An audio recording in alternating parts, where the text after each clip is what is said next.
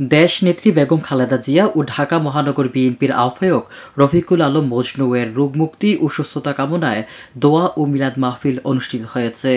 আজ রমনা থানা বিএনপির আয়োজনে বিকেলে মালিবাগে রমনা থানা বিএনপির সাবেক সভাপতি খন্দকার তোফাজ্জল হোসেনের সভাপতিত্বে দোয়া মাহফিলে উপস্থিত ছিলেন রমনা থানা বিএনপির সাবেক সাধারণ সম্পাদক সোহরাব আলী, সাবেক দপ্তর সম্পাদক মোহাম্মদ বাবুসহ বিএনপি অঙ্গ ও সহযোগী সংগঠনের নেতৃবৃন্দ।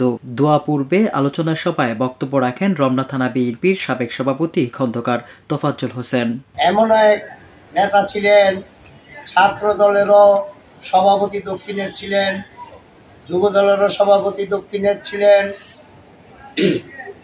উনি বিএনপিরও আহ্বায়ক দক্ষিণের, তিনি বর্তমানে অবস্থানে আছেন। তাই ওনার জন্য আমরা সকলে রমনা থানা বিএনপির পক্ষ থেকে সকলে আজ দোয়া করব। আমাদের এই রাজপথের লড়াকু সৈনিক জনাব রফিকুল আলম মজনুকে আল্লাহ যেন ওনারে সুস্থ করে আবার যেন উনি এই দক্ষিণের রাজপথ কাঁপানো আন্দোলন নেতৃত্ব দিতে পারে। এইটাই আমরা রমনা থানার সকল বিএনপি অঙ্গ সংগঠনের সকল নেতাকর্মী দোয়া চাই আল্লাহর কাছে, ওনাকে আবার সুস্থ করে আবার স্বৈরাচার হাসিনার যেইভাবে এই দেশ থেকে পালিয়ে গিয়েছে, আমরা সেইভাবে আবার আমাদের এই রাজপথ লড়াকু সৈনিক জনাব রফিকুল আলম মজনু যেন আমাদের মাঝে ফিরে এসে আবার রাজপথ কাঁপানো আন্দোলনের নেতৃত্ব দিতে পারে।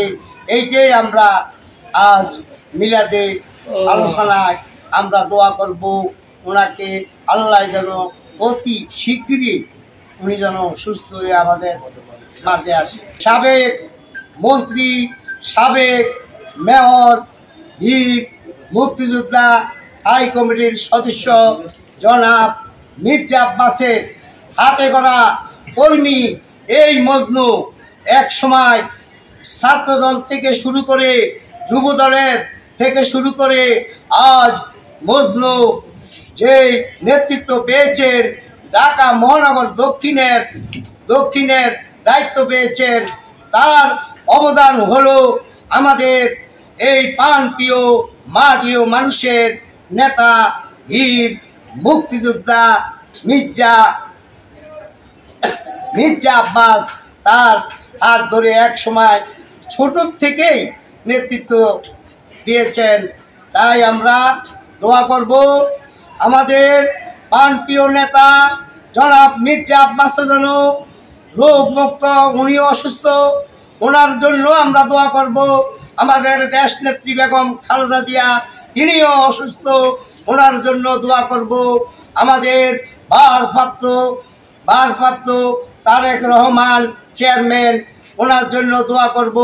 আমাদের বিএনপির সারা দেশে যেই নেতৃবৃন্দ যারা অসুস্থ আছেন, রমনা থানায় যারা অসুস্থ আছেন, সকলের জন্য দোয়া চাইব।